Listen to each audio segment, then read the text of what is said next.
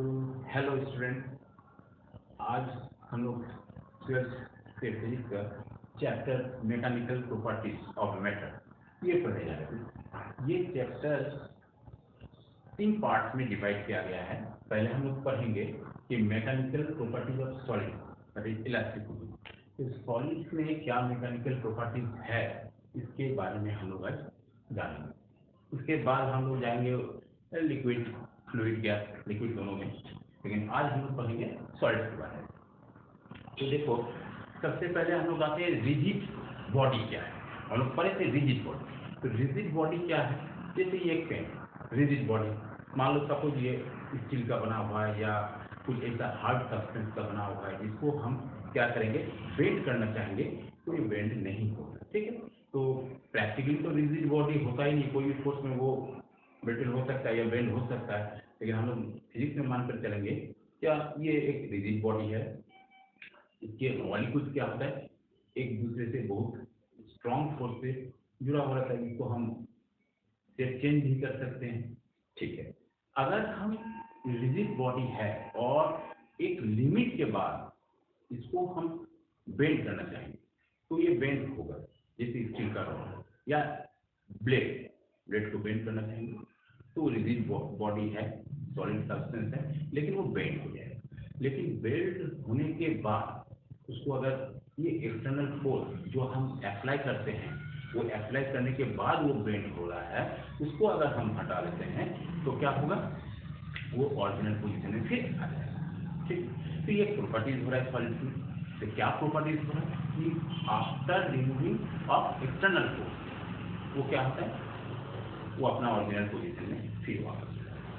ठीक, तो ये जो प्रॉपर्टी है सॉलिड की, इसी प्रॉपर्टी को हम कहते हैं इलास्टिक। ये जो नेचर है सॉलिड वो इलास्टिक नेचर का है और इसको कहते हैं इलास्टिक। अर्थ है क्या, सभी में इलास्टिसिटी नहीं होती है। रबर को भी बेंड करेंगे तो वो ओरिजिनल पोजीशन में आ सकता है, आएगा, आ भी जाता है, और स्टील में भी आता है। अब हम लोग को कंपेयर करेंगे कौन ज़्यादा इलास्टिक है, ये बात इसमें जो हम लोग एनालिसिस करेंगे उससे देखेंगे।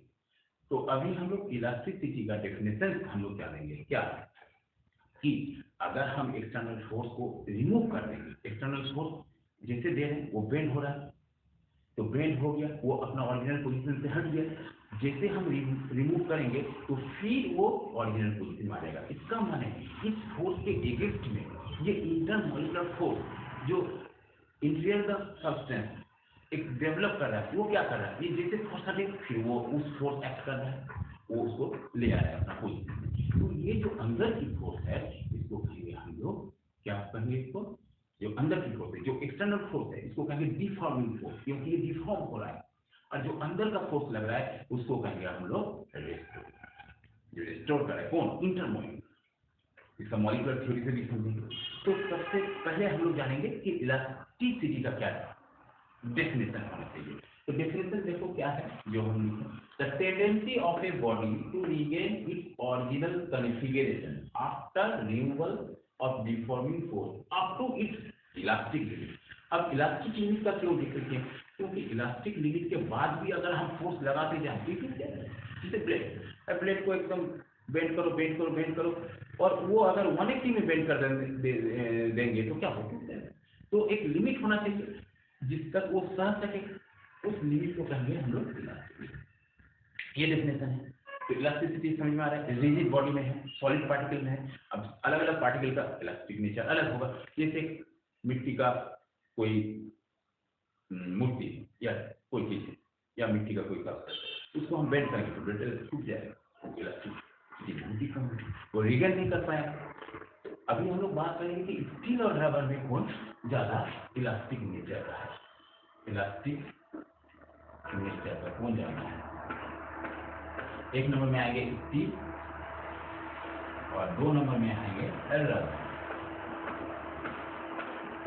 अब ये दोनों में कौन, तो रबर को भी बेंड करेंगे तो वो भी अपना ओरिजिनल पोजीशन में आ जाएगा।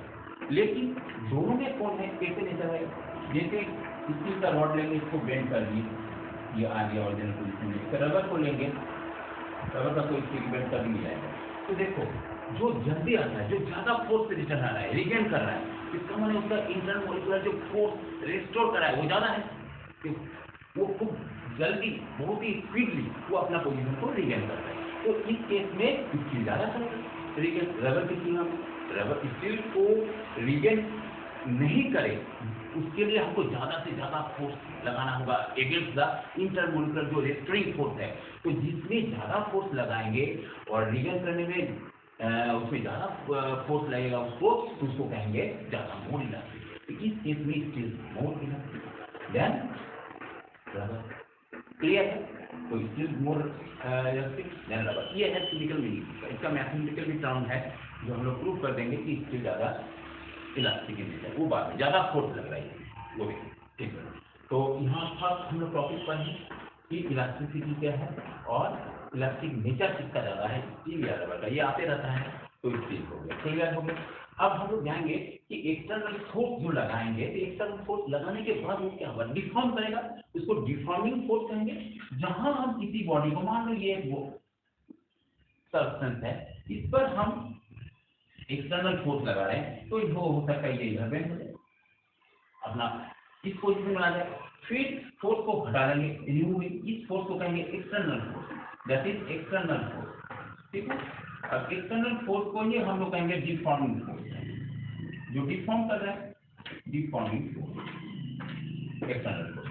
अब ये जैसी फोर्स को रिमूव कर देंगे, इसका इंटरनली जो इंटरमोलिकुलर फोर्स डेवलप करेगा, वो चाहेगा कि हम नहीं बेंड हो, वो अपना ओरिजिनल पोजीशन में आ जाएगा। इसके अंदर जो फोर्स मॉलिक्यूल के अंदर जो डेवलप करेगा, ये फोर्स को क्या कहेंगे, जो अगेंस्ट द एक्सटर्नल फोर्स लग रही है, इस फोर्स को हम लोग कहेंगे रिएक्टोरिंग फोर्स।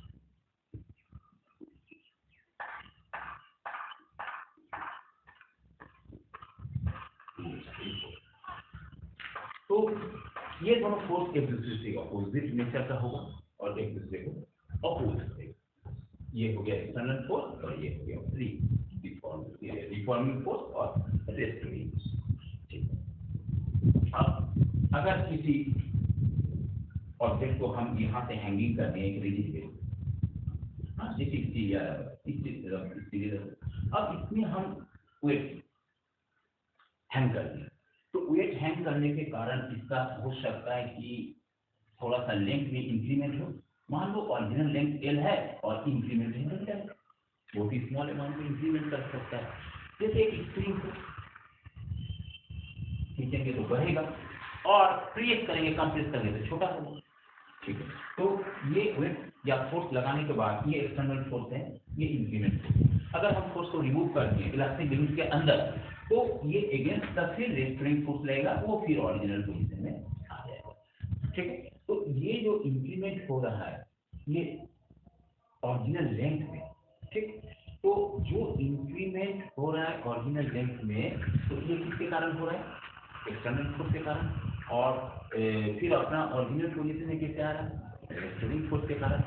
तो फोर्स जो लग रहा है restoring, not external, per unit cross sectional area of the rod is known as stress. एक स्ट्रेस हम लोग भी पढ़ाए हैं, बोलते हैं बहुत स्ट्रेस है, तो स्ट्रेस एक इंटरनल प्रॉपर्टी हो गया, नॉट एक्सटर्नल। ये हमेशा याद रखो, क्या जो स्ट्रेस लग रही है वो बाहर से मतलब नहीं, हमको इंटरनली क्या हो रहा है। तो ये जो इंटरनली फोर्स लग रहा है restoring force F per unit area cross sectional, ये तो एक सिलिंड्रिकल रॉड है, या सिलिंड्रिकल नहीं लेंगे तो क्यूबॉइडल भी ले सकते हैं, तो उसका जो क्रॉस सेक्शनल एरिया है, तो फोर्स जो रेस्टोरिंग फोर्स लग रही है पर यूनिट क्रॉस सेक्शनल एरिया में, इसको हम लोग क्या कहेंगे, रेस्टोरिंग स्ट्रेस। ठीक है, ये एक्सटर्नल फोर्स नहीं, डिफॉर्मिंग फोर्स से नहीं होगा, ये रेस्टोरिंग फोर्स से, याद रखो। तो एक नया टर्मिनोलॉजी आ रहा है, क्या आया, स्ट्रेस। What is stress? तो स्ट्रेस है क्या, फोर्स को रेस्टोरिंग फोर्स F पर यूनिट क्रॉस सेक्शनल एरिया, तो इसको कहेंगे स्ट्रेस। अब देखो इसका यूनिट क्या होगा, newton per metre square, but it is different तो प्रेशर में भी एक बाई होता है, लेकिन वो अलग चीज है, वो एक्सटर्नल थ्रस्ट लगता है, वो नहीं, इंटरनली जो फोर्स लगेगा जो उसको रिगेन करना चाहेगा, वो भी पर यूनिट एरिया में। यहाँ पर क्रॉस सेक्शनल एरिया क्या लेंगे, ये जो साइड वाइज होगी, इसका जो क्रॉस सेक्शनल एरिया में डिफरेंट होगा, इसमें क्या होगा, इस तरफ। तो स्ट्रेस जो टर्म है ये समझ में आ रहा है।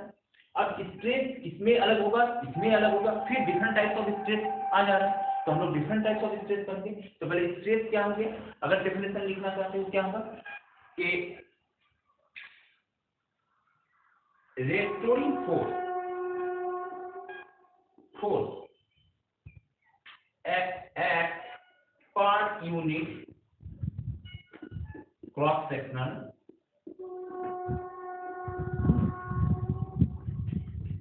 sectional area of a body up to its elastic limit.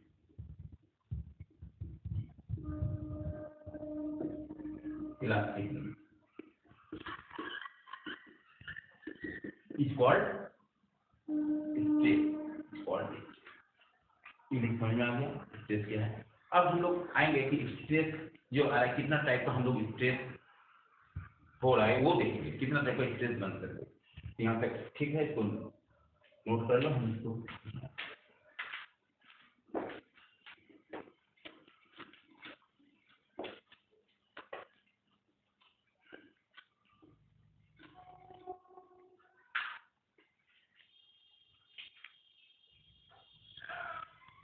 अब डिफरेंट टाइप्स ऑफ स्ट्रेस तो समझ में आ गया। स्ट्रेस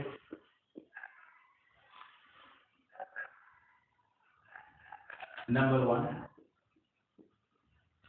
जो लेंथ में इंक्रीज हो रहा है या डिक्रीज हो रहा है, इसको कहेंगे हम लोग लॉन्गिट्यूडिनल।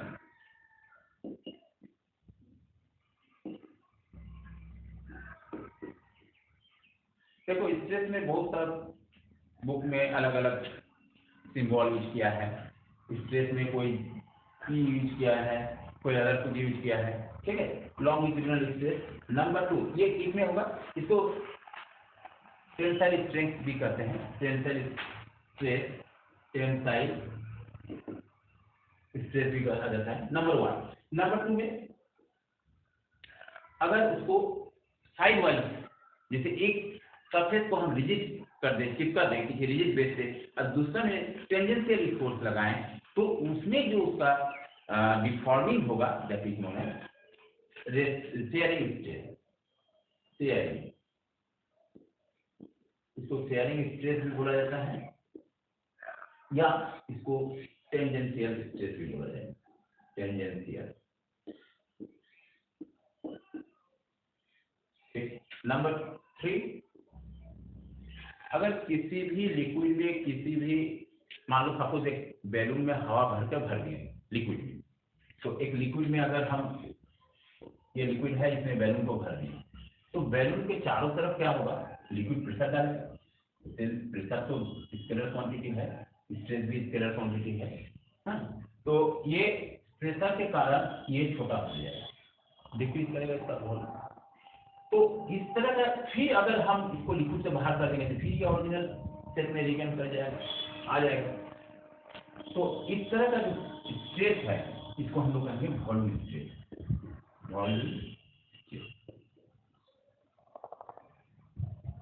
तो 3 तरह का स्ट्रेस पढ़ेंगे, तीनों का फॉर्मूला लेकिन F by A।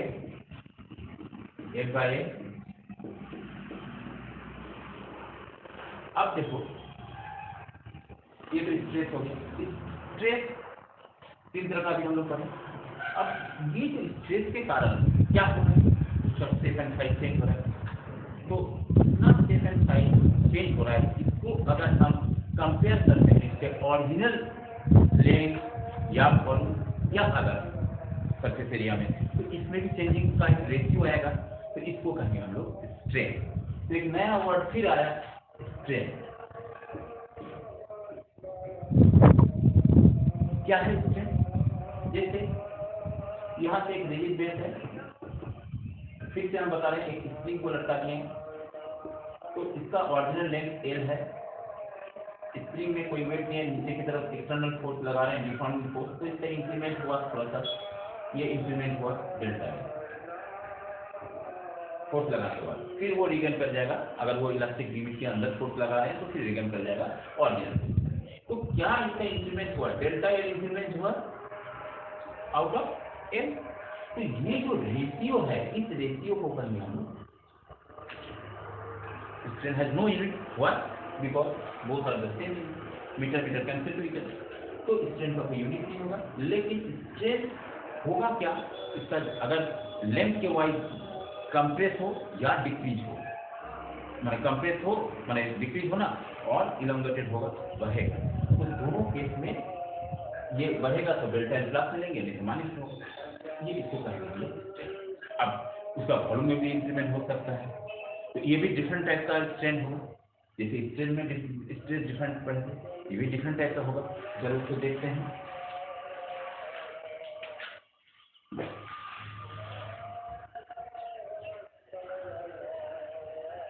इसका भी डेफिनेशन होगा स्ट्रेन का।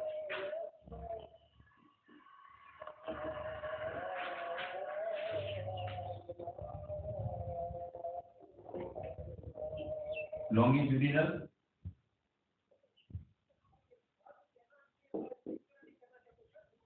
स्ट्रेन, नंबर 2 में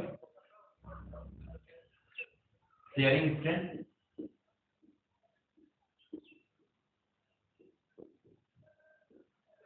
नंबर 3 में रिवॉल्विंग स्ट्रेन।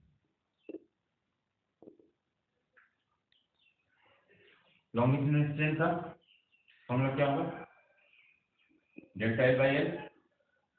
शेयरिंग स्ट्रेन में क्या होगा, देखो शेयरिंग स्ट्रेन में डायग्राम बना रहे हैं, ये रिजिड बेस है, इस पर हम फोर्स लगा रहे हैं, टेंजेंशियल फोर्स, एक्सटर्नल फोर्स ये लगा रहे हैं, जिसके कारण ये क्या हो गया, बेंड हो गया बाय एंगल थीटा। तो अगर बेंड हुआ तो कितना डिस्टेंस क्या, मान लीजिए डेल्टा एक्स बेंड हुआ और इसका लेंथ था एल, तो ये शेयरिंग स्ट्रेन क्या होगा, डेल्टा एक्स बाय एल। अगर हम इसको थीटा के टर्म्स में लिखना चाहते हैं तो हम लोग जानते हैं ये perpendicular by base is tan theta trigonometry से, तो हम इसको लिख सकते हैं tan थीटा। इस ट्रायंगल को देखो, कंपेयर करेंगे delta x by L tan theta. अब हम लोग लिमिट में पर हैं, if theta tends to zero, theta tends to zero, एकदम जीरो जीरो तो नहीं है लेकिन जीरो के करीब जाएंगे तो tan थीटा क्या होगा, वो tan थीटा हो जाएगा थीटा, तो इसके बदले हम थीटा लिख सकते हैं। तो शेयरिंग स्ट्रेन को आइदर थीटा लिखा जा सकता है या डेल्टा एक्स बाई एल लिखा है, अंदर एक टू यूज करेंगे हम लोग, दोनों एक ही है, ठीक। अब वॉल्यूम स्ट्रेन में आएंगे, वॉल्यूम स्ट्रेन में देखो वॉल्यूम में चेंज हुआ डेल्टा भी और भी, ये जो वॉल्यूम स्ट्रेन और प्रेशर ऑलमोस्ट इक्वल है इस केस में, तो डेल्टा भी बाई भी ये हो जाएगा वॉल्यूम, ठीक है। तो स्ट्रेस क्या है, स्ट्रेन क्या है। अब हम लोग देख रहे हैं कि अगर स्ट्रेस को हम बढ़ाते हैं, स्ट्रेस बढ़ाएंगे कब, जब हम एक्सटर्नल फोर्स देंगे तभी रेस्टोरेंट फोर्स भी बढ़ेगा, वो प्रोपोर्शनल है। अब स्ट्रेस को बढ़ाएंगे तो उस केस में स्ट्रेन पर क्या इफेक्ट होगा, उस केस में स्ट्रेन का क्या इफेक्ट होगा कि स्ट्रेस बढ़ाएंगे तो स्ट्रेन भी बढ़ेगा, ऑब्वियसली। इसको हैंग किए हैं, खींच रहे हैं या कंप्रेस कर रहे हैं, तो ये खींचेंगे तो बढ़ेगा, तो जितना फोर्स लगाएंगे जितना स्ट्रेस बढ़ाएंगे उतना ही इसका डेल्टा एल बढ़ेगा। इसको हमने stress is directly proportional to the strain, ये कौन सबसे पहले बताया, हुक, इसलिए इसको हुक्स लॉ भी कहते हैं, लेकिन ये हमेशा इलास्टिक लिमिट के अंदर ही होगा, ठीक है। तो हुक्स लॉ क्या कहता है कि stress directly proportional to strain. तो इसका कुछ मॉलिक्यूलर हम थ्योरी समझेंगे तब और क्लियर आएगा। मॉलिक्यूलर थ्योरी में देखेंगे कि मान लो ये मॉलिक्यूल्स है, थोड़ा बड़ा बड़ा दिखा रहे हैं, समझने में सुविधा होगी। ये स्प्रिंग है, एक दूसरे से जुड़ी हुई है, ये सब मॉलिक्यूलर है। स्प्रिंग को मानेंगे इंटर मॉलिक्यूलर डिस्टेंस, डिस्टेंस के साथ ये इंटर मॉलिक्यूलर डिस्टेंस। अब हम अगर हम इसमें एक्सटर्नल डिफॉर्मिंग फोर्स लगाएं तो ये कंप्रेस होगा, इसकी जैसे हम हटाएंगे तो क्या होगा, इसके ऑपोजिट एक फोर्स वर्क करेगा, ये ऑपोजिट फोर्स वर्क करेगा तो इसको कहेंगे रेस्टोरिंग फोर्स। अगर हम इसको इलोंगेट करते हैं, खींचते हैं, तो कभी ऑपोजिट फोर्स में काम करेगा स्प्रिंग फोर्स, और वो फिर ओरिजिनल पोजीशन में आना चाहिए इलास्टिक लिमिट के अंदर। अब हम अगर इसको ग्राफ ड्रॉ करते हैं, इधर लेंगे पोटेंशियल एनर्जी, कितनी स्टोर होगा पोटेंशियल एनर्जी में, और ये आर नॉट मान लेते हैं उसका ओरिजिनल पोजीशन। अगर बढ़ा भी देंगे तो R not plus delta R होगा, अगर छोटा भी कर देंगे तो R not minus delta R होगा। लेकिन दोनों ही केस में अगर एक्सटर्नल फोर्स को हम रिमूव कर देते हैं तो वो फिर ओरिजिनल पोजीशन में रिटर्न कर जाएगा।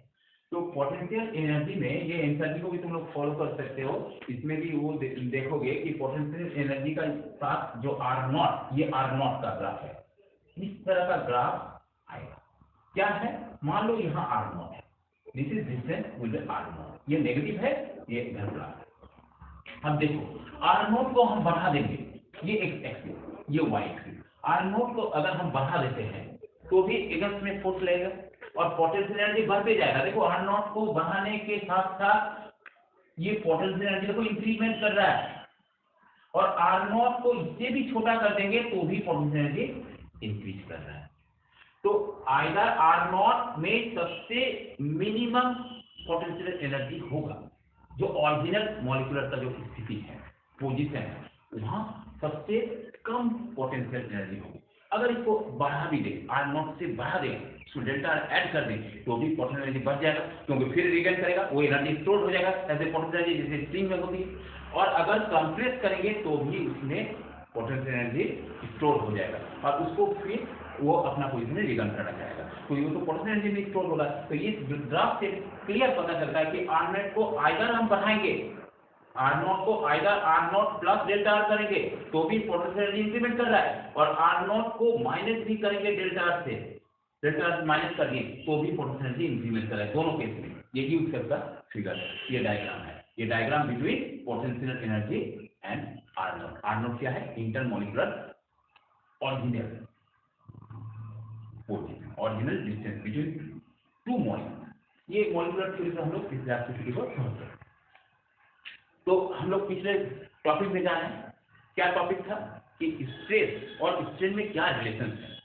स्ट्रेस और स्ट्रेन में रिलेशन क्या है, स्ट्रेस अभी बताएं directly proportional to strain up to its elastic limit. ये कौन बताए थे law, Hooke's law.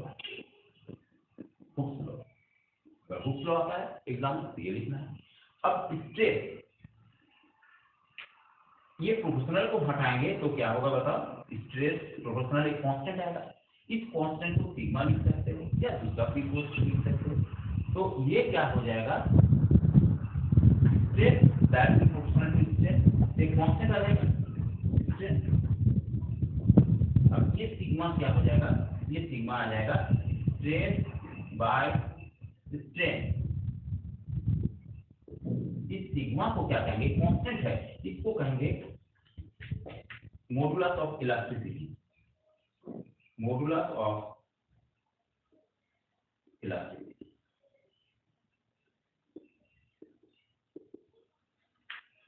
Modulus of elasticity क्या है, स्ट्रेस डिवाइडेड बाय स्ट्रेन। अब स्ट्रेस लॉन्गिट्यूडनल दो, स्ट्रेन लॉन्गिट्यूडनल दो, तो इसको कहेंगे हम लोग एक मॉडुलस अलग हो गया, ये मॉडुलस। डिफरेंट स्ट्रेस और डिफरेंट स्ट्रेन देंगे तो इसका इलास्टिक कांस्टेंट का भी नेम चेंज हो रहा है। तो यहाँ मॉडुलस ऑफ इलास्टिसिटी समझ में आ रहा है, स्ट्रेस बाय स्ट्रेन। इसका अगर फॉर्मूला लिखना चाहेंगे, अगर हम इसमें लॉन्गिट्यूडनल स्ट्रेस दें तो स्ट्रेस तो हमेशा एक बाय डिवाइडेड स्ट्रेन, अगर लॉन्गिट्यूडनल स्ट्रेन दें डेल्टा एल बाय एल, तो इसको क्या कहेंगे, इस तरह का इलास्टिक कांस्टेंट को कहेंगे यंग मॉडुलस ऑफ इलास्टिसिटी, और इसको डिनोट किया जाए गामा से। तो F by A first form क्या लिखेंगे, एफ बाई ए इंटू तो बोलेंगे डेल्टा ए, ये हो जाएगा gamma equal, this is equal to gamma, इसको कहेंगे यंग मॉडुलस ऑफ इलास्टिसिटी। उसको मिटा रहे हैं,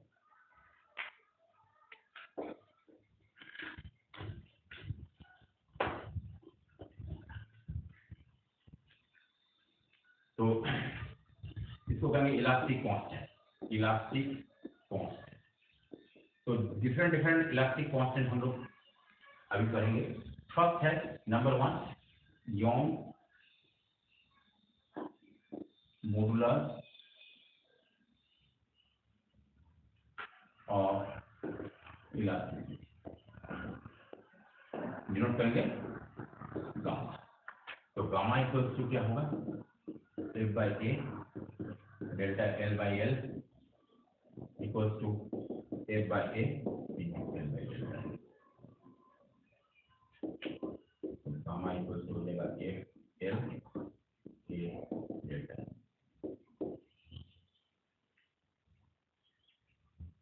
ये हो गया यंग मॉडुलस ऑफ इलास्टिसिटी। इसमें क्या होगा डेफिनेशन, क्या एक रेशियो है, इसमें longitudinal strength divide by longitudinal, ये रेशियो है। नेक्स्ट नंबर 2, अगर हम वॉल्यूम का लेते हैं नंबर 2, तो वो होगा बाथ मॉडुलस ऑफ इलास्टिसिटी। किसी में बी बोला जाता है, ये तो F by A होगा, ये हो जाएगा डेल्टा V by V। तो ये हो जाएगा F by F into V by A into delta, ये हो जाएगा बाथ modulus of elasticity, volume stress divided by stress.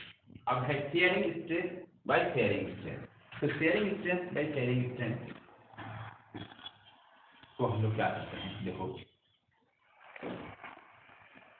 Sharing stress लो F by A, ये तो होता है, और shearing stress delta F by L था, डेल्टा F by L को हम लिख सकते हैं F by A by theta. तो ये हो जाएगा F शेयरिंग स्ट्रेस। तो इसको सिग्मा भी कह सकते हैं, किसी बुक में दिया हुआ ये दूसरा भी मॉडुलस ऑफ रिजिडिटी जो भी है, ये तो रखा गया। तो ये डिफरेंट टाइप का हम लोग इलास्टिक कांस्टेंट पढ़े। इलास्टिक कांस्टेंट क्या है, स्ट्रेस अपन स्ट्रेन। तो डिफरेंट डिफरेंट स्ट्रेस बैठाएंगे, डिफरेंट स्ट्रेन बैठाएंगे, डिफरेंट इलास्टिक कांस्टेंट हमें मिल जाएगा। अब मैकेनिकल प्रॉपर्टीज में आगे क्या है कि इलास्टिक लिमिट से बाहर जाने पर क्या होगा। ये तो इलास्टिक लिमिट के अंदर है, इसके बाहर अगर हम लोग चलते हैं तो क्या होगा।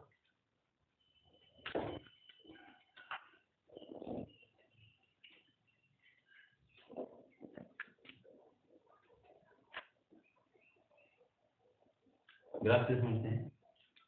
तो मान लो जैसे जैसे हम फोर्स लगाए, इसको क्या होता है, स्ट्रेन बढ़ाएगा, स्ट्रेन बढ़ाएगा। अब अगर एक लिमिट के बाद, ये इलास्टिक लिमिट है, इससे ज्यादा हम फोर्स लेंगे तो क्या होगा, वो रिगेन नहीं करेगा और एक ऐसा पोजीशन आ जाएगा वो उसमें ब्रेक होगा। ये इसको कि इसका जो हम लोग आगे की क्लास में पढ़ेंगे, इसके साथ हम लोग क्या पढ़ेंगे कि क्या क्या न्यूमेरिकल आ सकता है 12 बोर्ड के बेसिस पर, ये सॉरी 11 के बोर्ड के बेसिस पर, और क्या क्या न्यूमेरिकल आ सकता है तुम्हारा जेईई मेंस के बेसिस पर। इसके बाद का क्लास में जो हम लोग पढ़ेंगे वो पढ़ेंगे क्या कि न्यूमेरिकल प्रॉब्लम किस तरह का इसमें आ सकता है। वो न्यूमेरिकल प्रॉब्लम हम लोग इंपॉर्टेंट न्यूमेरिकल प्रॉब्लम एक बोर्ड के हिसाब से, ये 11 की बोर्ड में आएगा, और एक जो जेईई मेंस या अदर कंपटीशन में क्या आएगा न्यूमेरिकल, उसके बारे में चर्चा। ठीक है, आज के लिए इतना है, तो नेक्स्ट क्लास में